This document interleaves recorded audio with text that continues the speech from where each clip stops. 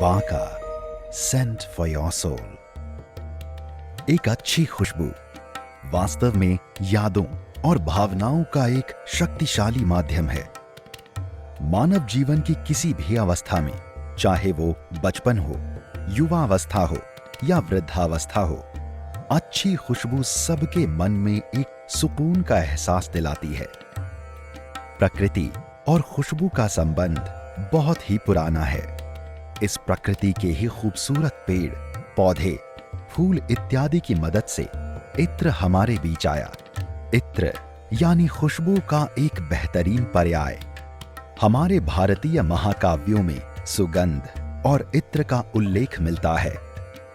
इत्र को अतर भी कहा जाता है, जो अरबी भाषा से लिया गया है। इत्र की उत्पत्ति के बारे में कई कहानियां हैं।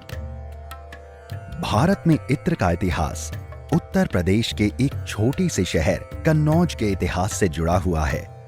इस उत्पादन की मुख्य भूमिका के कारण ही इस शहर को भारत की इत्र राजधानी के रूप में जाना जाता है।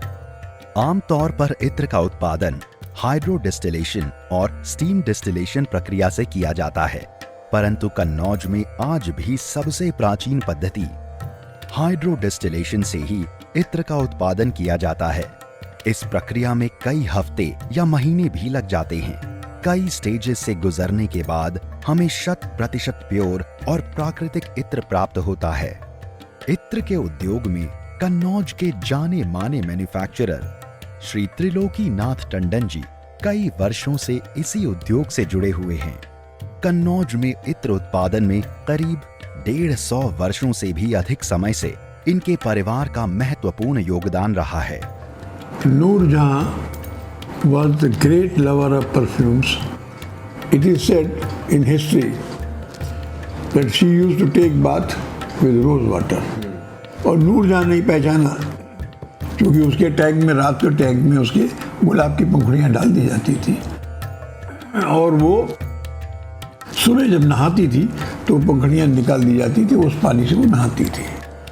तो उसने देखा कि पानी में आयल तैर रहा है, तो उसने कहा नहीं, there is oil in flowers, और सुगंध फूल लिक्विड फॉर्म में भी है। और उसको, चूँकि वो इतनी ज़्यादा शौकीन थी कि उसके लिए इतर बनाने वाले 2 लोग कन्नौज के थे जो उसके लिए इतर बनाते थे। श्री त्रिलोकी नाथ टंडन जी के सानिध्य में इस विरासत को आगे बढ़ाने की दिशा में श्री सुमित टंडन जी और बांका परफ्यूम्स के ओनर श्री गौरव मेहरा जी भी इत्र के इस उद्योग में कदम बढ़ा चुके हैं। नेचुरल इत्र बनाने का पुराना प्रोसेस कन्नौज में आज भी चलता जा रहा है। इस प्रोसेस में एक बहुत ही इम्पोर्टेंट चीज है कि फूलों को सूर्योदय से पहले ही तोड़ लेना चाहिए। इस पूरे प्रोसेस में आज भी कन्नौज में कोई बिजली का उपयोग नहीं होता है। गौरव मेहरा बताते हैं, इसमें बहुत ही धैर्य की आवश्यकता होती है। लगातार कंसंट्रेशन के साथ सब्र और एफर्ट का होना जरूरी है, नहीं तो रिजल्ट विपरीत भी जा सकता है। यहाँ मेहंदी या हिना के फूलों को प्रोसेस किया जा रहा है। फूलों को इकट्ठा करने के बाद इसे तौला जाता है, क्योंकि प्योर और बेहतरीन इत्र के उत्पादन के लिए इसका सही अनुपात में होना बहुत ही जरूरी है। इसके बाद फूलों को डेग में डाला जाता है। इसके बाद डेग को ढककर चिकनी मिट्टी को गीला करके चारों तरफ से लगाया जाता है। मिट्टी से बनी हुई पारंपरिक भट्टी को जलाया जाता है। आमतौर पर प्रक्रिया के दौरान लकड़ी या गाय के गोबर के उपले का प्रयोग हीटिंग के लिए किया जाता है। यहाँ उपयोग में आने वाली सारी चीजें प्रकृति की ही देन हैं। इसी कारण से इस पूरे प्रोसेस को प्राकृतिक कहा जाता है और यहाँ मिलने वाली इत्र को प्राकृतिक इत्र कहते हैं।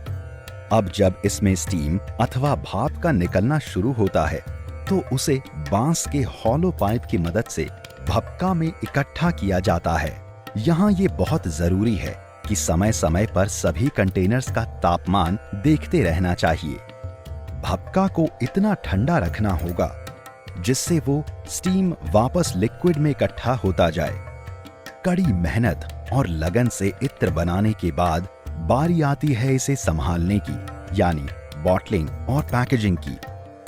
प्राकृतिक इत्र की कीमत काफी अधिक होती है, इसका इतना महंगा होना जायज भी है। प्रकृति में तरह तरह के फूल होते हैं, तो उससे बनने वाले इत्र भी कई तरह के होते हैं। मनमथ हिना, मनमथ शमामा जैसे इत्र का उपयोग सर्दियों में किया जाता है, क्योंकि ऐसा माना जाता है कि वे शरीर के तापमान को बढ़ाते हैं।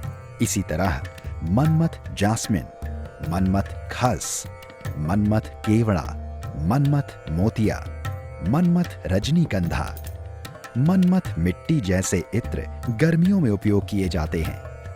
ऐसे ही एक छोटा सा सफेद फूल होता है मॉलसिरी। इसका इत्र बहुत ही मनमोहक होता है। मनमथ मॉलसिरी इत्र के उत्पादक भारतवर्ष में गिने चुने ही हैं।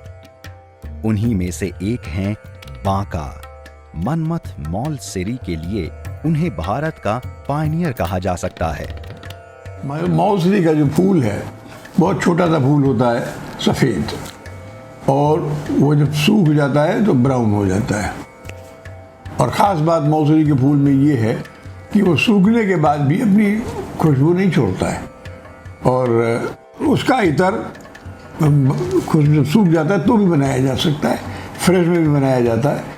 जब सूख जाता है तो उसको दोबारा फ्रेश कर लेते हैं, पानी में भिगो देते हैं, रात में भिगोया, सुबह उसको वो फ्रेश हो जाएगा। क्योंकि इसका फ्लावर कन्नौज में बहुत थोड़ा ना के बराबर होता है। We are getting it from south, mainly from Hyderabad, और वहाँ से आता है, तो वहाँ से सूखे फूल आता है। यहाँ उसको भिगोते हैं, पानी में फ्रेश कर लेते हैं, फिर उसका डिस्टिलेशन करते हैं, तो it gives a very beautiful smell. और एक ये प्रोसेस एक दिन में पूरी नहीं होती, इसको ये प्रोसेस पे कम से 20 दिन 25 दिन का समय लेती है। तो 20-25 दिन लगातार नया फूल लगाया जाएगा, फ्रेश फूल लगाया जाएगा, और उसी ऑयल बेस पर, और तब जाके वो किसी काबिल बनता है। इसी तरह ये भारत के मशहूर इत्र मनमथ खस, मनमथ शमामा और हुकुम के लिए भी जाने जाते हैं। मनमथ शमामा कई आयुर्वेदिक स्पाइसेस और हर्ब्स को मिला के तैयार किया जाता है। हफ्तों और महीनों की मेहनत के बाद इसका इत्र तैयार होता है। खस जो है वो जड़ का तेल है, इसकी जड़ होती है और उसमें तेल है। और इसमें खास बात ये है कि जगह जगह की जड़ अलग अलग तरह की होती है, उसमें अलग अलग खुशबू का वेरिएशन होता है। और सबसे ज़्यादा ठंडक होती है इसके इस तेल में। It is pure essential oil, शुद्ध तेल है ये जड़ का, एडिबल है, और इसको आप लगाएंगे तो बहुत ठंडा है। इट इज़ मेडिकेटेड आल्सो, कि एंटीसेप्टिक है, कहीं भी चोट लग जाए आपके उसको लगा ले तो इट विल हेल्प यू, और otherwise very good, very nice. हाँ, और शमामा जो है it's a compound, it's a hot perfume. It's a compound, and it's a mixture of almost all aromatic spices and aromatic herbs. उनका एक mixture है ये। तो इसमें और भी ज़ाफ़रान है, मस्क है, इन सब चीज़ों का इस्तेमाल होता है, फिर ये बनता है।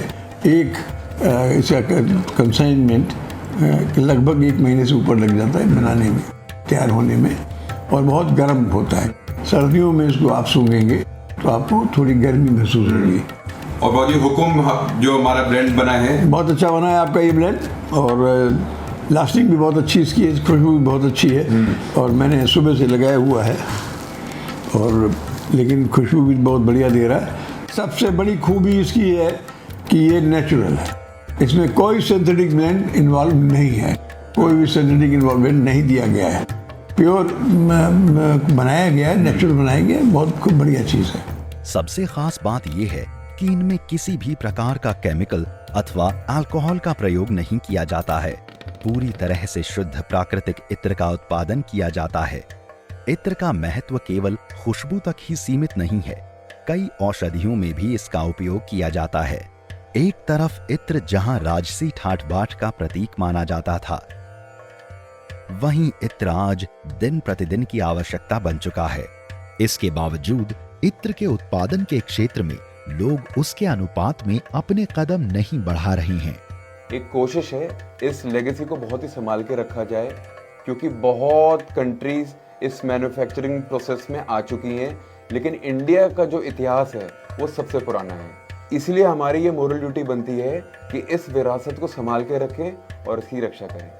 कई पीढ़ियों का योगदान और अथक परिश्रम ही है जिसने भारतवर्ष की खुशबू की इस विरासत को जीवित रखा हुआ है, उन भावनाओं को जीवित रखा हुआ है, उस एहसास को जीवित रखा हुआ है।